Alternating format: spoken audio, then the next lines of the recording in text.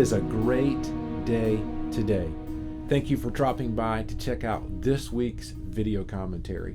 As a church, we're walking through a sermon series called Upside Down. We're studying the Beatitudes, which are part of this magnificent sermon of Jesus called the Sermon on the Mount. And these verses in Matthew chapter 5 really help us see the desire that we live inside out, that the attitude of our heart impact our actions every day. And in reality, that is a very unselfish way of living, which ultimately is upside down from the way the world often pushes us to live. This past week, we looked at the idea of mercy.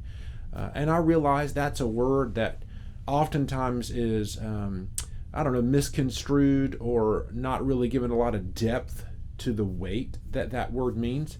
And I'm not going to re-preach the whole sermon to you today. And in fact, if you missed this past week, check out our website and you can go back and watch that whole sermon on demand. But there is an idea, and in fact, a verse that we mentioned in the sermon that I want to just kind of draw your attention to give you a little thought that hopefully may push you to pursue some more study on your own. We looked at some different ways that mercy is expressed, because we see that mercy is a demonstration of the relationship between God and man, and it also is a demonstration of the relationship between man and man. And what we noticed, we read, or draw attention to it at least, in Matthew chapter 9, when God is calling Matthew as one of his disciples, he said this, Matthew chapter 9, verses 9 through 13. I'll read it to you.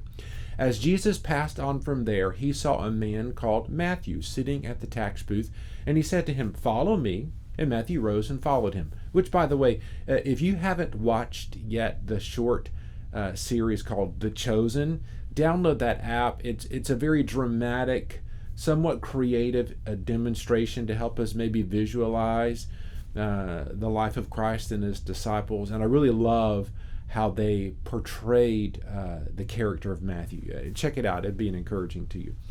Verse 10 says this, "And Jesus reclined at the table in the house, and behold, many tax collectors and sinners came and were reclining with Jesus and his disciples." So the idea is that after Jesus called Matthew, he goes to Matthew's house, he throws a party, and there with Matthew are all the tax collectors and the sinners, the people that Matthew hung out with, his friends, his co-workers or his colleagues, if you will. Verse 11, "And when the Pharisees saw this, they said to his disciples, 'Why does your teacher eat with tax collectors and sinners?'" Why does Jesus spend time with these people who are castaways, who are clearly not obeying the law or the commandments of God? Verse 12, "But when he heard it, Jesus said, 'Those who are well have no need of a physician, but those who are sick.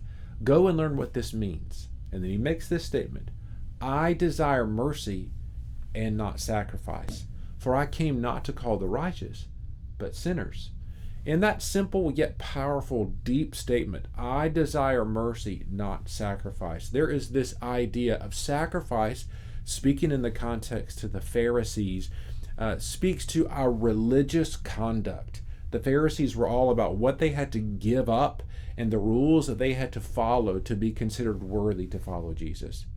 And basically what Jesus is saying here, I'm paying more attention to how you love and care and reflect my heart to the heart around you than I am worried about what you do through your religious services. And so here's what that means. We have to be committed as followers of Christ not to be satisfied with doing church. What I mean by doing church, what Bible study classes are we signed up for?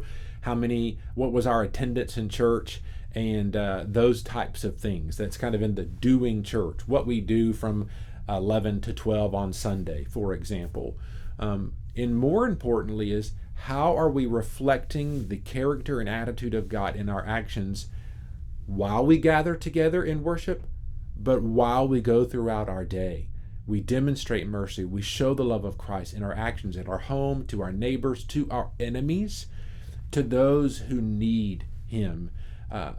God wants us to act in faith to demonstrate his love today. Now listen, we highly value gathering together as believers. It's important that we do those things. Hebrews 10:25 teaches us that important truth, to not forsake the assembling of ourselves together. That is important. But every day, what are you going to do today in your relationships, at work, interacting with the person that you meet in the grocery store line who cuts you off or looks at you rudely or cusses you out? How are you going to show mercy? How are you going to demonstrate love and care to those who need to see and experience a life-changing encounter with God? And you and I have the privilege of carrying that hope to them. And oftentimes, it is our care, it is our mercy, it is our patience, it is our love. In other words, it is us reflecting the character of God in our everyday life that will cause others to maybe wonder, well, who is this Jesus who has changed your life? I may want to know more about him. Listen, there's so much more that you can study there.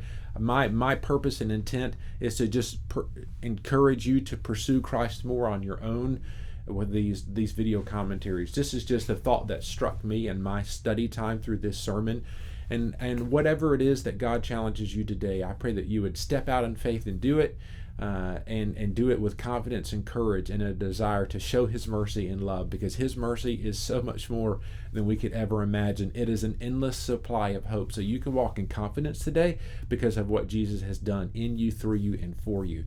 We love you. Hey, there's so much more information about our church on our website. Check it out. If we can ever do anything for you, please let us know. Know that we love you, and I look forward to seeing you in person on Sunday, or you connecting with us online or on the radio. God bless.